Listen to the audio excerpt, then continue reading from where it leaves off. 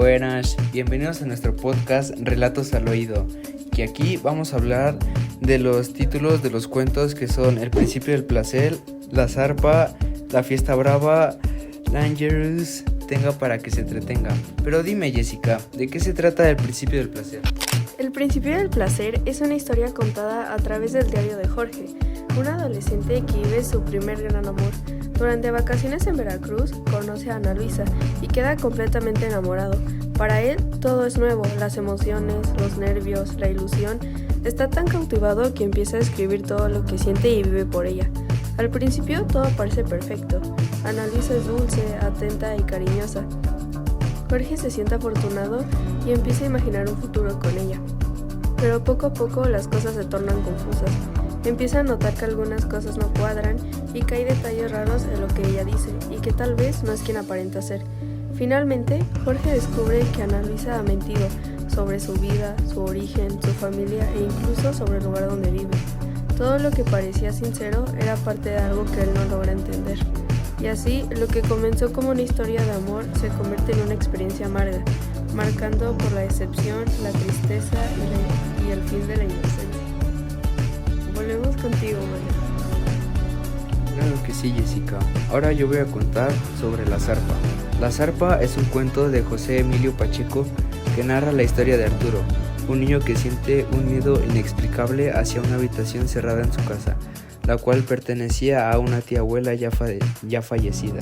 La familia evita hablar de ella, lo que alimenta la imaginación del niño, quien cree que algún monstruo, como una zarpa o una bestia, había en ese cuarto. Un día Arturo entra y descubre que no hay un monstruo, sino el rastro de una verdad oculta. La tía abuela tenía una deformación física y el silencio familiar generó el miedo. El cuento reflexiona cómo el misterio y la falta de comunicación puede crear terrores más poderosos que la realidad. La Fiesta Brava es un cuento breve de José Emilio Pacheco, que al principio parece hablar sobre toros, pero en realidad va mucho más allá. Un joven le cuenta a un niño que fue a una fiesta muy particular, donde no hay animales, sino personas, pero personas que son usadas como si fueran objetos, solo para entretener a gente poderosa. Lo interesante del cuento es que no describe todo con detalle, pero lo insinúa de tal forma que el lector se imagina lo peor. Y eso es lo impactante. Es una crítica directa al abuso de poder, a la violencia y a cómo muchas veces los más vulnerables terminan siendo las víctimas invisibles. En el cuento Langerhaus de José Emilio Pacheco, un grupo de niños siente curiosidad por una casa misteriosa del barrio. Está sola, cerrada y se rumora que su dueño es un señor alemán que es peligroso y tal vez incluso un ex-nazi. Uno de los niños se obsesiona con espiarlo y entender qué esconde, pero al final no hay ningún secreto, solo un hombre mayor, solitario, que fue juzgado por su origen y por no encajar. Langerhaus muestra cómo los prejuicios y el miedo pueden hacer que inventemos historias que no existen. El cuento Tenga para que se entretenga es otro de los cuentos, el cual tiene el libro del Principio del Placer, que nos muestra cómo la violencia puede tener un impacto en la niñez. Esta historia nos habla sobre un niño, el cual al salir de su escuela recibió un cuaderno lleno de historias de un adulto. Al principio parecía inocente, pero al leerlo descubre imágenes inquietantes que resultan ser violentas y diferentes torturas, así como situaciones horribles que él no logra comprender. Al no tener una información, él